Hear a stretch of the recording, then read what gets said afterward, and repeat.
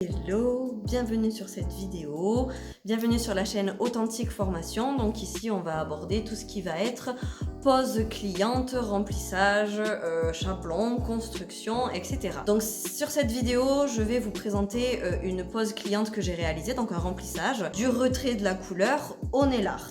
Les mouvements, vous allez voir, sont quasi tous les mêmes et sont pas vraiment compliqués. On va aborder évidemment chaque étape de travail, comment positionner ses mains, etc. Donc je vous laisse regarder et on en reparle par la suite.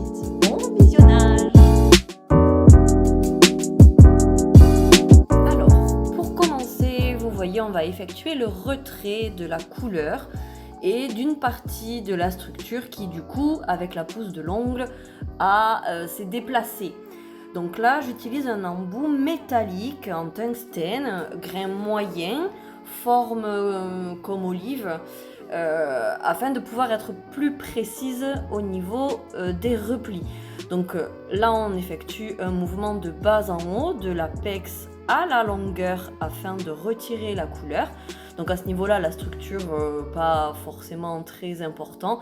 Vous allez devoir travailler, voilà, ici, la structure au dernier moment du collier. Donc évidemment, avec sa ponceuse, on n'appuie pas, hein. Vous devez résister à la ponceuse, vous devez la maintenir, la garder en place, mais vous n'appuyez pas parce que le problème, c'est que ça va faire des trous et c'est à ce niveau-là que vous chauffez la cliente. C'est dans ce mouvement appuyé. Hein, donc on guide la ponceuse, on la maintient, mais on n'appuie pas. Si ça ne ponce pas, c'est que vous tournez pas assez vite. Augmentez votre vitesse de rotation, vous verrez que la ponceuse sera d'elle-même beaucoup plus efficace. Faites attention aussi à vos directions et à vos sens de rotation. Si vous êtes droitière, vous travaillez en droitier, et si vous êtes gauchère, vous travaillez en gaucher. Effectivement, le mouvement ne sera pas le même. Si vous êtes droitière, tous vos mouvements seront de haut en bas ou de droite à gauche. Vous ne faites pas à l'inverse, sinon ça pense plus, vu que vous suivez le mouvement de rotation. Et les gauchères, c'est le contraire. Vous effectuez tous vos mouvements de bas en haut ou de gauche à droite. Donc là, on fait ça sur les 10 doigts, évidemment. Donc là, il y a des casses, vous allez voir, on va poser des chablons pour faire la réparation. Donc à ce niveau-là, vous vérifiez aussi qu'il n'y ait pas de pathologie nouvelle, qu'il n'y ait pas de décollement, sinon vous les retirez. Et vous faites en sorte de vous assurer que tout est à sa place et que tout l'ongle soit sain.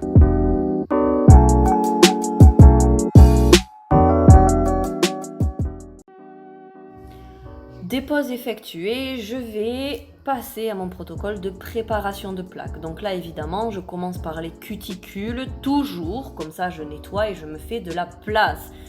Et ensuite, je m'occuperai de la plaque de l'ongle, donc soit au niveau juste de la repousse, soit au niveau de toute la plaque pour les ongles cassés. Donc là, vous voyez, j'utilise un embout tulipe en diamant grain moyen. Et je vais effectuer des mouvements, vous voyez, de petites rotations, comme si je venais vraiment gratouiller, gratter cette partie de plaque, non pas pour retirer de la matière, mais pour travailler l'écaille de kératine qui est en surface et retirer le film protecteur du coup de l'ongle.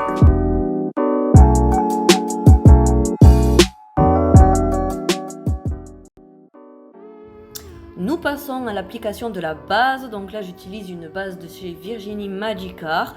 La base, quand vous l'appliquez, pareil, vous massez l'ongle. Vous effectuez des mouvements en remontant vers la cuticule et des petits mouvements circulaires afin de bien venir comme mâcher cette écaille avec notre base. Vraiment, vous voyez ça comme un massage.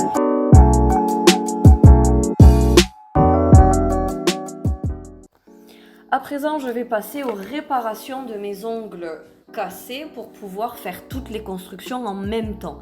Donc là, je vais lui positionner son chablon. Donc évidemment, quand on pose un chablon, on vérifie les 3 conditions de solidité.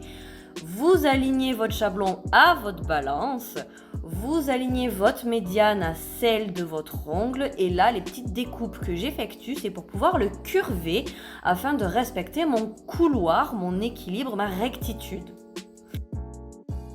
Mon chablon doit être visuellement plus fin que la ligne de rupture de mon ongle. Et là, je vais passer à mon étape de rallongement. Donc, je vais rallonger l'ongle de ma cliente quasiment à ras, au plus fin, en venant injecter, vous voyez, du gel dans mes points de rupture pour poser ce qu'on va appeler le boulonnage, qui va être l'étau de votre rallongement et qui va vous permettre aussi de rabaisser le centre de gravité de votre prothèse. Le mieux est de travailler avec un gel auto-égalisant, comme ça vous allez pouvoir être au plus lisse et au plus précis, au plus rapide.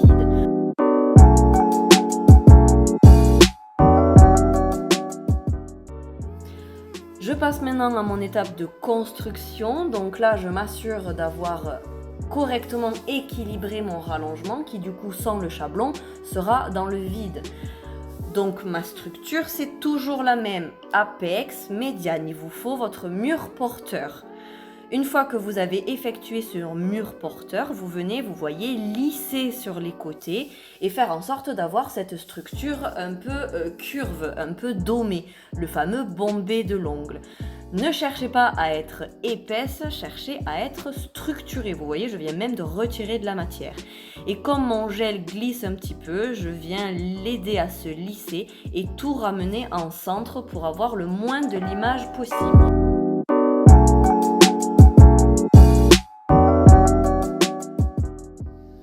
Je retire mon résidu, je retire mes chablons et je vais pouvoir passer à mon étape de limage, à mon étape de structure. Donc vous allez voir, ce sont toujours les mêmes étapes de travail.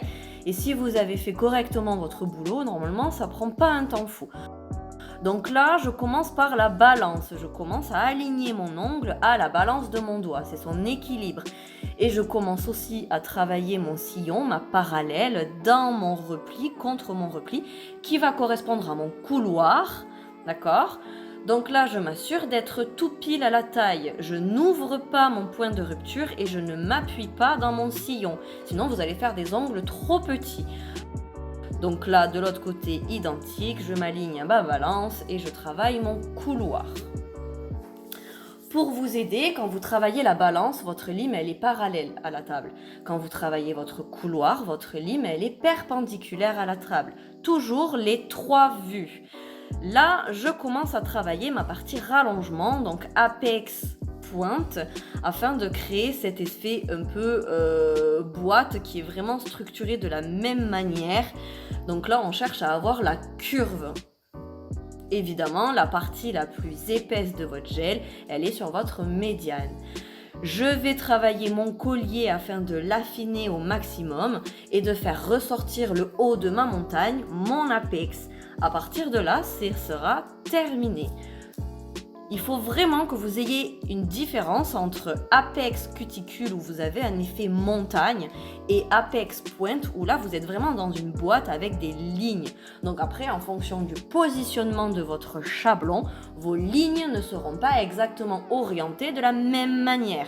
C'est pour ça qu'on définit la forme d'un ongle dès le chablon. Vous ne pouvez pas partir des mêmes orientations, c'est pas faisable puisque chaque forme a ses propres lignes et a sa propre architecture.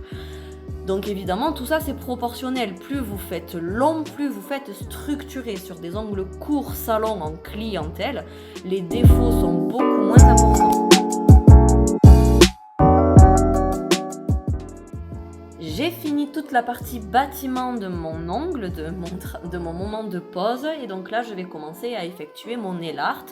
Pour ça, je vais appliquer une couleur blanche sur tous les ongles afin de pouvoir venir y faire ensuite mon motif avec les différents néons.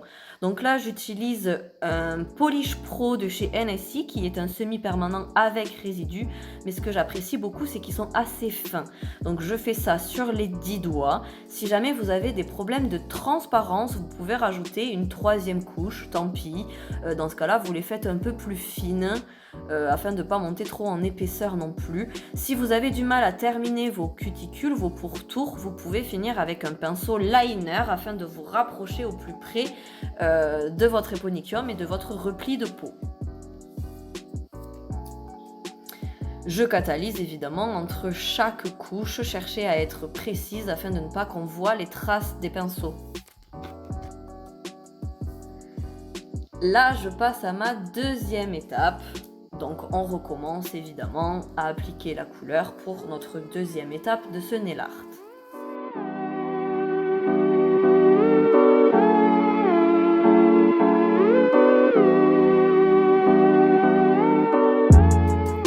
N'oubliez pas de descendre toujours bien dans les sillons. Vous y êtes allé avec votre gel, allez-y aussi avec votre couleur. Et on ira encore plus précis avec la finition. Tout ça, ça va vous aider à gainer le sillon et le point de rupture. Donc ne bâclez pas vos étapes de couleur et de finition puisqu'elles peuvent vous aider à renforcer votre ligne de rupture et votre accroche au niveau du collier.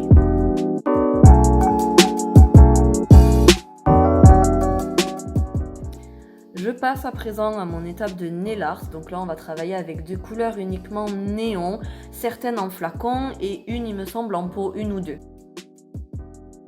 Donc là, j'ai gardé le résidu de mon semi-permanent pour qu'il m'aide à lisser et à faire glisser, on va dire, un peu mon trait de néon. Donc là, le but va être de rechercher vraiment un effet hasard.